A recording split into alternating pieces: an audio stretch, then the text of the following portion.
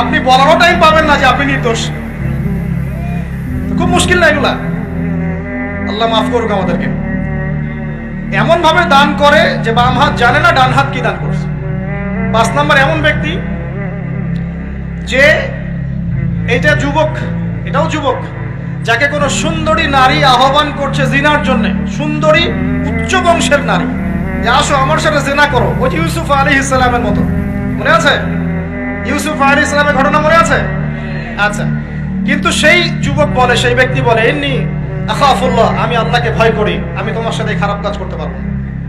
এরকম ছেলে এবং এরকম মেয়ে এখন সমাজে খুঁজে পাওয়া যায়? হাতে গোনা, হাতে গোনা।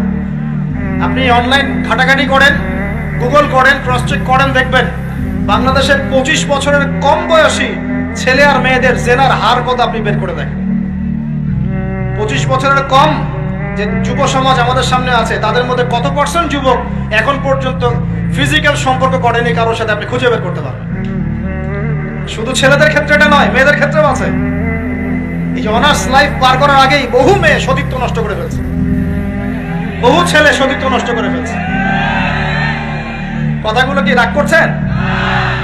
আমি আপনাদের ভাই এবং আমি আপনাদেরকে মহব্বত করি। আমরা জেনার পথে যাব না, আমরা হালাল সম্পর্কে থাকবো ইনশাআল্লাহ। যখন আপনি জেনায় চলে যাবেন, আপনার কলব থেকে আল্লাহর নূর নষ্ট হয়ে যাবে। এটা এমন একটা পাপ যেটা করার পর মানুষ আল্লাহর সামনে মাথা তুলে দাঁড়াতে পারে না, লজ্জায় চোখ নেমে যায়, ইবাদতে স্বাদ পায় না। যখন হারাম সম্পর্কে, ফ্রি মিক্সিং, এগুলোতে মানুষ থাকে, ইবাদতে মানুষ স্বাদ পায় না। দিনের পর দিন ইবাদত করে মনোযোগ আসে না, মন লাগে না, চোখ দিয়ে একটু পানি বের হয় না, আল্লাহর জন্য কাঁদতে পারে না, কারণ মনের মধ্যে তো নূর নাই। আর যখন একটা মেয়ে বেপরদায় থাকে, অনেক ইবাদত করলেও তার এই বেপরদায় থাকার কারণে সমাজের বহু মানুষের চোখের জেনা হয়ে যায়। এতে করে ওই সব মানুষের পাপের ফল এই মেয়েটাকে ভোগ করতে হয়।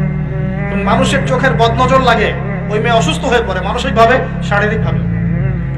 আমি আমাদের যুবক ভাই এবং যুবক বোনদের, যুবতীদের বোনদেরকে রিকোয়েস্ট করব, আল্লাহর ওয়াস্তে চরিত্রটাকে পবিত্র রাখার চেষ্টা করুন।